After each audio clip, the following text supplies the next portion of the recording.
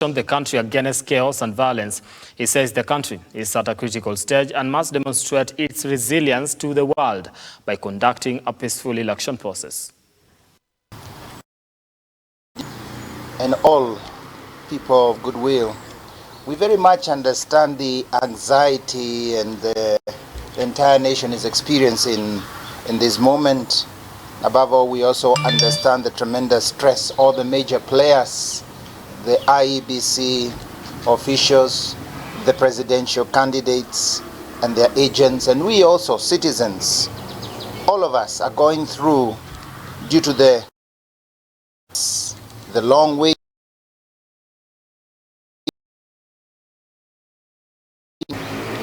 However, this Sunday morning, we are calling for patience and civility.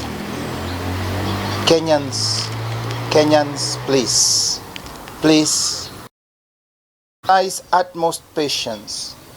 Let us pray for this gift of patience that we need. This is our moment to show the world our resilience, self-control, and all this depends on us, on me, on you as a citizen, but particularly it behoves on the front runners in this presidential election to show great restraint and civility, great patience, and especially statesmanship.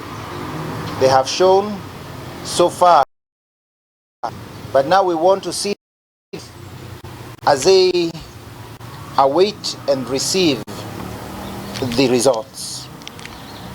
The final call, we all know, will come from the IEBC. It is only they who will announce the results, and any contestation of civilly through avenues of justice. And therefore, we are still calling, especially to the presidential candidates, that we must show, even if you are victorious, and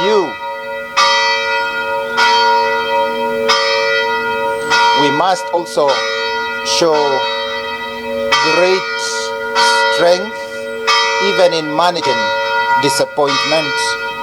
But for all Kenyans, we have this message from the Catholic bishops, which is a message of patience and understanding as we wait for the presidential results.